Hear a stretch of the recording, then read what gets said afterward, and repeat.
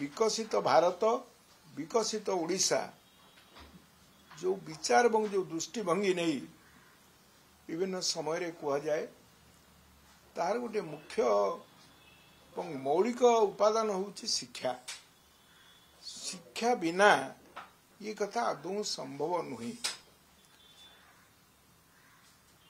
अतीत बहु शिक्षा व्यवस्था को लेकर आलोचना होती, कमिशन बसी, किंतु गोटे राइट डायरेक्शन रे काम करबा पे कार्यक्रम से भली भाव में ठोस होउनथला। गोटे सप्ताह तले केंद्र कैबिनेट निष्पत्ति कला सारा भारत वर्ष रे 85टी केंद्रीय विद्यालय 38टी नवोदय विद्यालय जो थ्रू ओडिशार भाग होची 8टी। ये निश्चित भाव में एक स्वागत योग्य पदक्षेप। केंद्र सरकार निष्पत्ति को मु स्वागत करुच्ची। विशेषकर धर्मेंद्र प्रधान जी केंद्र में अच्छा शिक्षा मंत्री ओडिशा माटीर एवं ये निष्पत्ति नहीं थिबा कारण से बहुत दिन पर्यंत ओडिशावासी मन रही। ये जो 50टी स्कूल करा जाइछि ताकू विभिन्न जगह बटा जाइछि। शिक्षा व्यवस्था को अधिक लोकों पाखे पहुंचेबा एवं सरकार मौलिक दायित्व ने शिक्षा व्यवस्थार आमर प्राइवेट इनिशिएटिव अनेक शिक्षा अनुष्ठान होउछि, भल अनुष्ठान होउछि, किंतु से दुईटी कथा गोटे हूँ उन्नत धरण शिक्षा ता सांगे जो माने पाठ पढ़े से देय समस्त पाखे नहीं संभव करने लगी आर्थिक कथाटी अच्छी।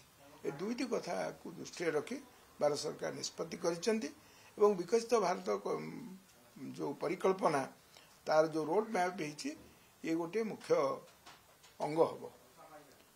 मुझे निष्पत्ति को स्वागत करने सांगे मोर ओडिशा 8टी मिली।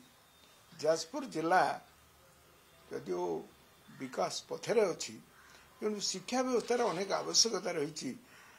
जाजपुर टाउन एवं जाजपुर रोड जाजपुर दुईटी अच्छी गोटे केंद्रीय विद्यालय जोड़ी अच्छी, किंतु जाजपुर जिलार सामग्रिक विकास देखा हेले अनेक अंचल अच्छी जोटी शिक्षार आवश्यकता अच्छी। विशेषकर मुझे गोटे ए संक्रांत पत्र लिखी माननीय केंद्र मंत्री धर्मेंद्र प्रधान को जाजपुर जिले में आउ अन्य एक केंद्रीय विद्यालय हो बा नवोदय विद्यालय प्रस्ताव विचार करा जाऊ और चंडीगढ़ यह स्थापित हो। ए संक्रांत भावुची एक सकारात्मक दिग निश्चित भाव भारत सरकार ग्रहण करेंगे।